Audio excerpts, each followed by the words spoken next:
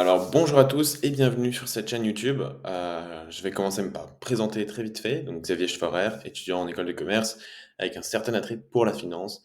Et c'est pour cela que je me lance sur les réseaux sociaux pour vous accompagner, pour vous expliquer un petit peu comment investir. J'ai vu qu'il y a beaucoup de personnes qui se posent ce genre de questions dans la situation actuelle. Voilà, c'est normal hein, dans un moment d'inflation et de zones assez tendues comme on est aujourd'hui, on aimerait sécuriser un minimum son argent, voire le faire fructifier. Alors aujourd'hui, le principe de cette vidéo, ça va être hein, comment investir en 2023. Pour moi, il y a trois grands piliers qui restent. Alors, qui restent. Euh, c'est vrai que la bourse et l'immobilier, c'est ce qui reste depuis des années, hein. Et ensuite, la crypto, qui est arrivée depuis quelques dizaines d'années maintenant quand même. Plus à la fin, donc c'est pour ça qu'il faut que vous restiez focus. Je vous montrerai mon top 3 des actions que je vous recommande peut-être d'avoir dans votre portefeuille. Mais attention, avant tout, je tiens à le préciser, je ne suis pas conseiller financier. C'est-à-dire que moi, je vous donne des pistes, je vous indique qu'est-ce qui serait intéressant de faire. Maintenant, à vous de vous renseigner et de vous faire votre propre idée avant de passer à l'action. Donc, pour commencer avec la bourse. Pour moi, déjà, on distingue deux stratégies clairement différentes en bourse. Donc, la stratégie long terme, qu'on va appeler les holders, c'est un peu la même chose que dans la crypto, vous verrez. Et après, les gens qui font du short. Donc, vous verrez, dans la finance, on parle beaucoup en anglais. Mais le short, en gros, c'est très simple, hein, c'est prendre une position sur une durée très très courte en essayant de faire du profit. Alors donc, on a donc, comme je l'ai dit, la stratégie long terme, où là j'ai mis quelques points qui, pour moi, sont indispensables, hein. Donc, notamment, premièrement, le fait de se renseigner sur le sujet, comprendre les résultats financiers. Donc, c'est-à-dire, demain, imaginons, je décide d'investir dans Sanofi, par exemple, hein. Eh ben, je vais me renseigner d'abord sur son marché, sur la place qu'a cette entreprise sur le marché, euh, qu'est-ce qu'elle produit, qu'est-ce qu'elle vend, hein, si je ne le sais pas encore. Et puis ensuite, regardez évidemment ses résultats financiers. J'entends par là bilan, compte de résultats, pour voir un petit peu où en est l'entreprise. C'est ce qui est quand même la base de l'investissement. C'est-à-dire que si l'entreprise réalise des pertes, il faut voir pourquoi. Ou alors, s'il n'y a rien qui précise un petit peu l'avenue de ces pertes, ben, dans ce cas-là, c'est que il est préférable de ne pas investir. Alors, encore une fois, ça dépend du cas. Ensuite, évidemment, de suivre, de façon régulière les news macroéconomiques, ça c'est vrai pour tout, pratiquement en fait, hein, que ce soit la bourse, la crypto ou l'immobilier. Il faut suivre les news et savoir, s'il est bon de garder nos positions ou alors, de quitter le navire et ne pas vendre lorsque l'on commence à perdre, ça c'est vrai que dans tout type d'investissement, il y a des hauts, il y a des bas, hein. Vous le voyez d'ailleurs ici sur le petit graphique que j'ai mis à côté. Que ça soit pratiquement n'importe quel investissement, il y aura, des périodes, de bull run, alors là, je parle avec un vocabulaire un petit peu crypto, mais, il y aura des mécaniques haussières, des mécaniques baissières, mais ça, c'est simplement le cycle. Enfin, la stratégie court terme, pour passer sur la bourse, donc là, c'est plus une stratégie, en fait, de trader, hein. On va prendre, par exemple, une position à l'ouverture des marchés, donc, à 9 heures par exemple, pour la bourse de Paris, à l'heure de Paris. Et puis on va se dire, d'après l'analyse que j'ai faite, je revends avec un take profit, enfin, je mets un take profit à, je sais pas, peu importe le montant, et un stop loss à un autre montant déjà précis.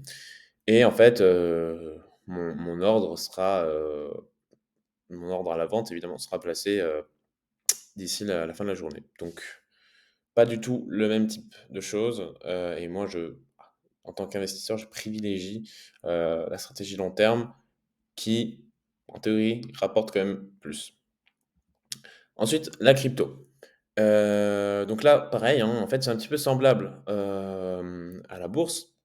On va avoir deux types de stratégies, la stratégie gros projet et la stratégie shitcoin. Euh, la stratégie gros projet, ça va être par exemple investir sur le Bitcoin, investir sur l'Ethereum. Je pense que c'est des noms qui vous parlent, même si vous n'êtes pas encore familier avec cet écosystème. Mais c'est des grosses capitalisations, des projets qui ont déjà fait leurs preuves et où on connaît en fait le but derrière et la véracité de leur créateur. Ensuite, il faut quand même se renseigner, hein, sur l'utilité de celle-ci. Par exemple, on sait que l'Ethereum, il y a quelque chose derrière, hein. C'est pour, répondre à un réel besoin. Pareil pour XRP. On va savoir, que XRP, leur but, en fait, c'est de remplacer, à long terme, les transactions bancaires actuelles, hein, beaucoup plus rapides, avec moins de frais et cetera. Ensuite, il faut suivre quand même de très près les news macroéconomiques, encore plus que pour les actions, je dirais, parce que les, cryptomonnaies sont mais très sujettes à des fluctuations en fonction des news. Donc je m'explique, imaginons, il y a une crise sanitaire, par exemple, tout va s'effondrer ou alors tout va monter. Ça dépend de comment le marché réagit. Mais en tout cas, il y aura une fluctuation assez importante, ça c'est sûr. Et enfin, avoir un mental d'acier, bah, ça, surtout dans les cryptos parce qu'aujourd'hui, c'est encore un marché qui est relativement, nouveau, même s'il est instauré depuis quelques années maintenant. Mais il faut avoir à l'idée que, heu, vous pouvez perdre 50 en quelques mois. C'est faisable en crypto, hein, comme vous pouvez gagner 200 pareil en quelques semaines ou même en quelques jours pour certains shitcoins justement, où là, le risque est beaucoup plus élevé. Mais, où il faut pousser l'analyse beaucoup plus loin pour savoir si le projet a une réelle ambition ou alors si c'est juste un scam. Ce qui est quand même un scam pour faire simple, hein, c'est vous allez acheter des jetons comme des actions, des parts d'entreprise, mais là, des parts de, en fait, des crypto-monnaies, des jetons, quoi et vous pourrez pas les revendre ou alors, le créateur va tous les revendre avant que vous ne les ayez vendus en empochant, du coup, l'intégralité, de la capitalisation pratiquement. Donc voilà. Ici, vous voyez bien, hein, les montagnes russes du bitcoin, hein. Je vous ai mis une petite courbe pour vous montrer évidemment que c'est pas un marché, pas un marché, pardon, comme la bourse même, où on voit qu'il y a des fluctuations, mais sur le long terme, beaucoup moins que ce genre d'investissement. Enfin, l'immobilier, alors c'est 3, c'est pas 2, mais ça fait rien. Donc l'immobilier, c'est pour ceux qui aiment le concret, hein, plutôt. On a 2 stratégies aussi que moi je peux vous faire part. C'est la première, la stratégie d'achat-revente que je ne pratique pas forcément parce que je dirais presque que c'est une activité à part entière, hein. Donc j'entends par là que, du temps déjà, beaucoup plus que dans la stratégie immobilier locatif puisque, il faut, visiter le bien, trouver les personnes qui vont le refaire et ensuite, le revendre. Alors, c'est quelque chose qui est totalement faisable et puis on peut empocher de gros bénéfices à la revente. Attention à l'imposition, ça, il faut se renseigner avant, hein, pour pouvoir faire un montage qui est plus avantageux, tout simplement et important de trouver les zones où les besoins, en logement est réel. Alors ça, c'est oui, c'est vrai. Si vous allez acheter, un immeuble dans la Creuse, bon courage pour le revendre, hein, c'est pas quelque chose qui intéresse forcément les investisseurs.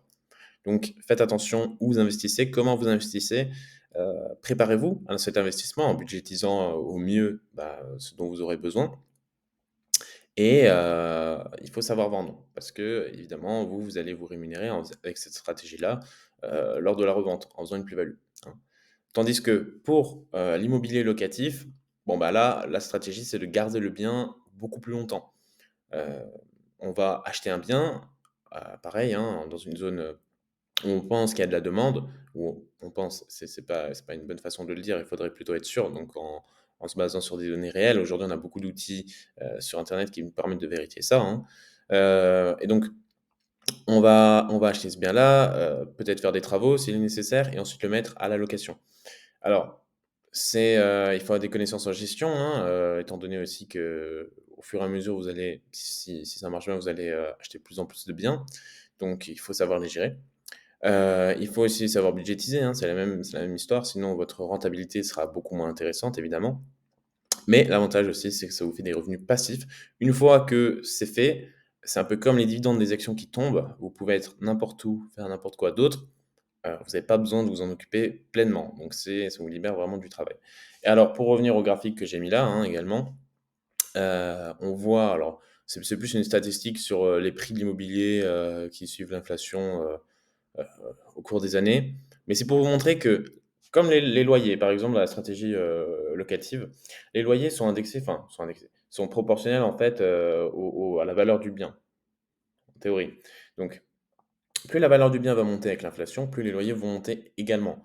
Donc en gros, vous allez gagner beaucoup plus de manière passive avec vos loyers et parce qu'ils vont suivre, voire dépasser l'inflation, plutôt qu'avec votre salaire. Donc c'est pour vous montrer l'importance de ce type d'investissement, par exemple pour vous constituer une retraite.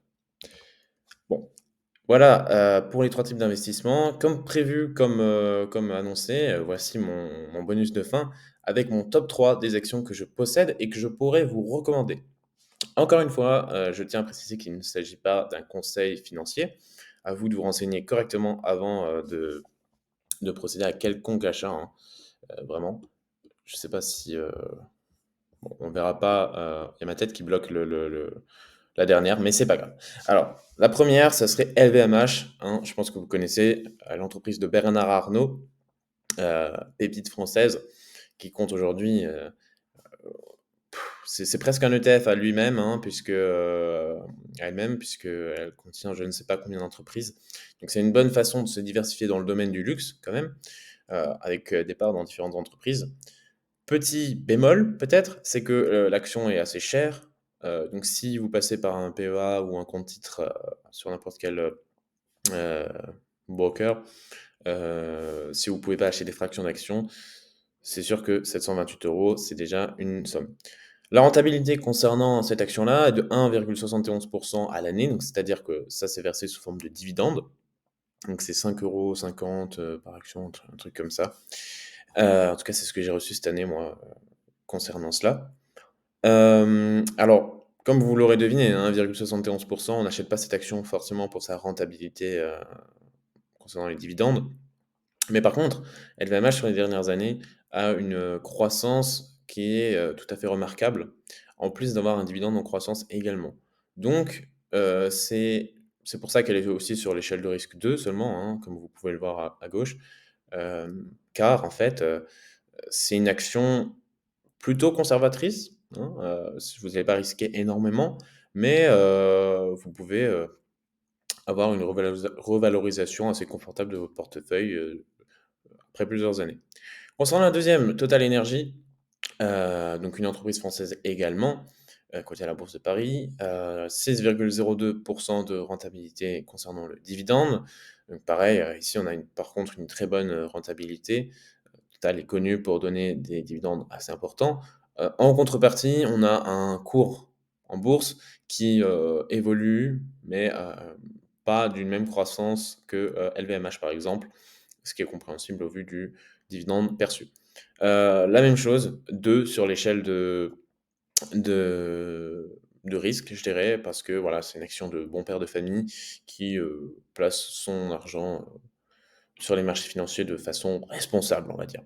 Enfin, Life, ça c'est une pépite que, je propose. Alors évidemment, à vous de faire vos recherches, à vous de regarder si ça vous intéresse aussi, mais alors c'est un producteur d'hydrogène vert, français également, qui aujourd'hui opère une une épopée de nouveaux projets à travers l'Europe, et pour moi, alors évidemment, rentabilité annuelle, aujourd'hui 0 puisqu'elle ne verse pas encore de dividendes. Elle était cotée en bourse seulement, il y a 2 ans. Mais, pour moi, c'est ce genre d'entreprise qui a du potentiel à la revalorisation de l'action, d'ici quelques années, d'ici voire peut-être une dizaine d'années. Donc sur l'échelle de risque, plutôt 4, puisque, bah, aujourd'hui cette entreprise-là, en bourse nous a encore rien montré. Elle n'a pas de dividendes, qu'elle verse régulièrement, mais je pense que c'est peut-être, une opportunité, heu, à confirmer, mais en tout cas, moi, j'y crois. À vous de me dire dans les commentaires si ça vous intéresse aussi et n'oubliez pas également de vous abonner pour être au courant de mes nouvelles vidéos, hein. Comme vous avez pu le voir, on a pu évoquer, la bourse, les cryptos ou l'immobilier, mais assez succinctement et sans entrer dans les détails particulièrement. Donc suivez bien les prochaines vidéos puisque ça sera le cas et ça peut, vous intéresser pour créer votre avenir financier. Sur ce, au revoir et puis, bonne chance.